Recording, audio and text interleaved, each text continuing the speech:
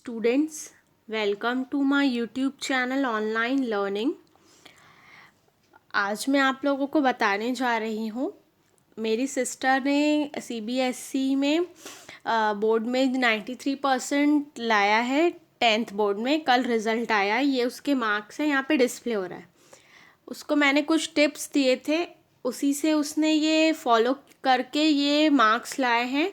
तो आप लोगों के साथ भी मैं वो टिप्स शेयर करने जा रही हूँ, क्योंकि ये सिर्फ बोर्ड एग्ज़ाम के प्रिपरेशन के लिए नहीं है, बहुत सारे और एग्ज़ाम्स के लिए भी है। मतलब ये कॉमन जैसा एक टिप है जो आप लोग किसी भी एग्ज़ाम के लिए फॉलो करके उसे मतलब चाहे वो कॉम्पिटिटिव एग्ज़ाम हो, एंट्रेंस एग्ज़ाम हो या बोर्ड एग्ज़ाम हो, किसी के लिए भी ये अच्छा कर सकते हैं।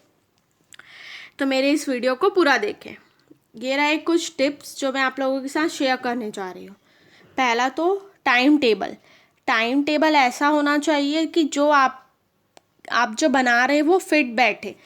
मेरी जो बहन है उसका पेपर जो था उसका प्री बोर्ड तो 2 बार हुआ था जनवरी में, और उसके पास अप्रॉक्स 28 फ़ेब को उसका एग्ज़ाम था, और 20 तारीख तक शायद उसके 20 जनवरी तक एग्ज़ाम्स ही हुए हैं प्री बोर्ड के। तो अप्रॉक्स उसके पास 35 से 40 डेज़ थे, जिसमें उसने एक पर्टिकुलर टाइम टेबल को बना के दिया था। मैंने उसने पूरा फॉलो किया है, और विदाउट फेल एक भी दिन फेल होके एक भी दिन उसने मिस नहीं किया है, उसे प्रॉपर फॉलो किया है, चाहे कैसी भी कंडीशन रही हो। दूसरा आता है प्रीवियस ईयर पेपर्स उसने 5 इयर्स के सॉल्व किए थे, और वो ऐसा था कि उसके हर सब्जेक्ट्स के अलग अलग प्रीवियस ईयर की बुक्स थी। और बुक्स में जब वो CBSE का पढ़ रही थी और क्लास 10th बोर्ड था सेंट्रल, तो उसने क्या किया था, एक तो टेक्स्ट बुक जो NCERT की होती वो थी, और एक रेफरेंस बुक था, और एक ये प्रीवियस ईयर का क्वेश्चन पेपर था। और कॉन्सेप्ट्स, इसमें मेरा कहने का मतलब ये है कि वो चीज़ों को मगअप नहीं करती थी, रट्टा नहीं मारती थी, वो सिर्फ उस पर्टिकुलर सब्जेक्ट्स को रीड करती थी प्रॉपर, वहाँ पे अपना अटेंशन दे के पूरा फोकस के साथ, तो उसके दिमाग में चीज़ें ईजिली बैठ जाती थी। और 2 सब्जेक्ट्स और डे मीन्स उसका ऐसा प्रॉपर टाइम टेबल मैंने बनाया था कि जिसमें वो सुबह के टाइम में अपना मतलब आपका जैसे सुबह से लेके उठ जाती है अगर पढ़ने के लिए, और रात के 9-10 बजे तक अगर पढ़ते हैं, तो सुबह के टाइम में हाफ टाइम मतलब आफ्टरनून तक, सुबह और आफ्टरनून में, मॉर्निंग आफ्टरनून में वो एक सब्जेक्ट्स पढ़ती थी। 5 सब्जेक्ट्स थे। तो जैसे कि सपोज़ करिए फर्स्ट दिन उसने उठाया साइंस, तो वो साइंस पढ़ेगी, और फिर सेकंड हाफ में इवनिंग और नाइट वाले टाइम में 5 बजे के बाद से या फिर वही 3-4 बजे के बाद से वो एक मैथ्स सॉल्व करती थी। मतलब एक ही सब्जेक्ट को लेके ऐसा नहीं कि पकड़े रहो और उसको कंप्लीट करना है, तो क्योंकि वो भी बोर फीलिंग ही होती थी। क्योंकि अगर आप एक सब्जेक्ट को पकड़े रहेंगे कि हमको यही कंप्लीट करना है, तो उससे बोरिंग फीलिंग आती थी, और पढ़ने में भी मन नहीं लगता था। तो इसीलिए उसने फर्स्ट पार्ट में सुबह वाले टाइम में फर्स्ट शिफ्ट में वो थ्योरी सब्जेक्ट्स उठाती थी, और सेकंड शिफ्ट में वो मैथमेटिक्स ही उठाती थी, और मैथमेटिक्स वो रोज़ सॉल्व करती थी। और मैथमेटिक्स के उसने 3 बुक फॉलो किए थे, एक तो उसका NCERT और एक RS अग्रवाल की बुक थी, नहीं सॉरी RS नहीं, RD शर्मा की बुक थी, और एक थी इसकी प्रीवियस 5 इयर्स के पेपर्स। और जब मैथ्स सेकेंड हाफ में करती थी, तो मैथ्स के जब चैप्टर्स थे वो कंप्लीट हो गए, तो उस टाइम में वो क्या करती थी, बीच बीच में ऑल सब्जेक्ट्स के प्रीवियस ईयर के पेपर्स जो है वो देखती थी। और 3 घंटे का पेपर होता था, तो वो हर एग्ज़ाम के एक दिन पहले वो उस प्रीवियस ईयर का पेपर को सॉल्व करके भी देखती थी, और अपने प्रिपरेशन लीव में भी उसने देखा है। तो ये थे टिप्स जो मैंने उसे दिए थे। टाइम टेबल फॉलो करना, प्रीवियस ईयर पेपर सॉल्व करना, कॉन्सेप्ट को समझना, 2 सब्जेक्ट्स एक दिन में करना, और early to bed early to rise. But इसका ये मतलब नहीं है कि आप हर कोई ये वाला पॉइंट जो है early to bed early to rise को फॉलो करें। क्योंकि कुछ लोग ऐसे होते हैं जिन्हें नाइट स्टडी करना अच्छा लगता है, और कुछ लोग ऐसे होते हैं जिन्हें मॉर्निंग स्टडी अच्छा लगता है।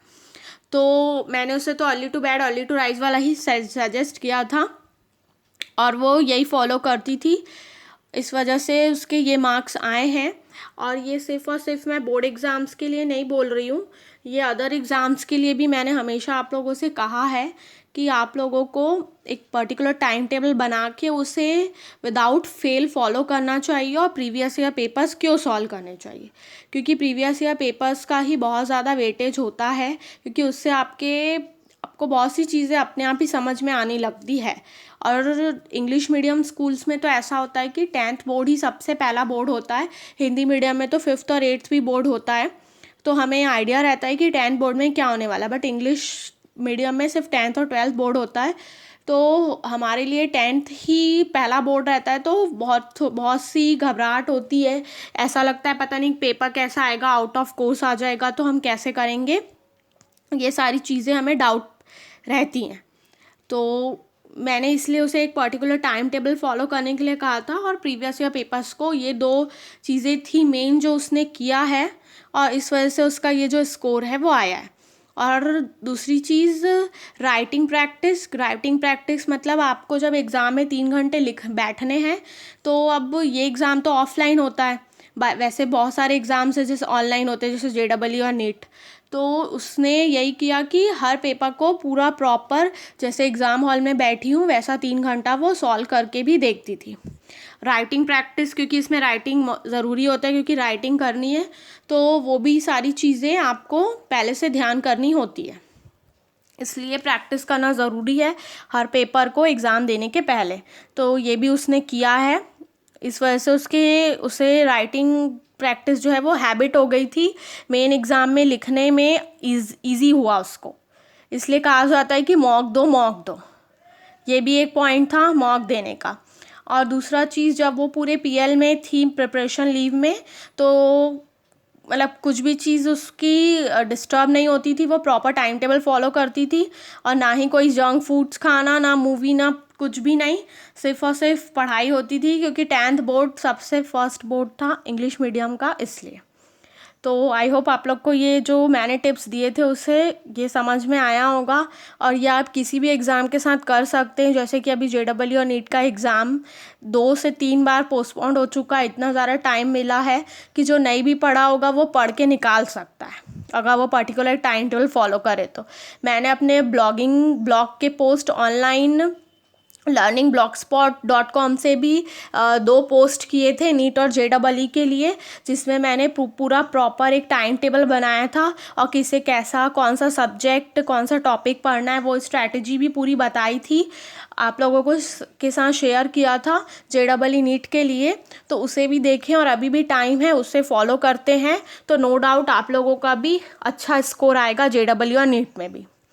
तो इसीलिए मैंने आप लोग को वो ब्लॉगिंग के थ्रू पूरा बताया था, ऑनलाइन learning.blogspot.com के थ्रू, कि आप लोग को शेयर किया है वो, तो उसके थ्रू आप लोग उस टाइम टेबल को प्रॉपर देखें और समझें कि वो टाइम टेबल मैं, क्योंकि वीडियो में इतना बना पाना आसान नहीं है, इसलिए मैंने वो ब्लॉगिंग के थ्रू आप लोगों को समझाया था। वीडियो में मैंने सिर्फ आप लोग को बताया है टाइम टेबल बनाना क्यों ज़रूरी है, और प्रीवियस ईयर के पेपर का क्या इंपॉर्टेंस है सॉल्व करने का। बट मैंने पूरा प्रॉपर आप लोग को टाइम टेबल भी बना के दिया है, जैसे कि मैं अपनी बहन को भी दी थी बोर्ड एग्ज़ाम में। तो इसीलिए मैंने वो जो टाइम टेबल शेयर किया है उसे ज़रूर देखें जिन्होंने भी नहीं देखा है। तो वैसे तो कुछ लोगों को कल ही पता चल गया था कि मेरी बहन का रिज़ल्ट आया और ये मार्क्स आए हैं, बट मैंने ये जो टिप्स जो उसे दिए थे वो किसी के साथ नहीं शेयर किया था, इसलिए आज मैंने सोचा कि आज मुझे आप लोगों के साथ ये टिप्स शेयर करना चाहिए, इसलिए मैंने ये किया है। तो मेरे इस वीडियो को लाइक करें, शेयर करें, और मेरे YouTube चैनल ऑनलाइन लर्निंग को सब्सक्राइब करना ना भूलें। और जो वो ब्लॉग का पोस्ट था जिसमें वो 40 डेज़ के कुछ स्ट्रैटेजी प्लान थे JEE और नीट के लिए, वो JEE और नीट वाले स्टूडेंट्स ज़रूर देखें। Thank you so much.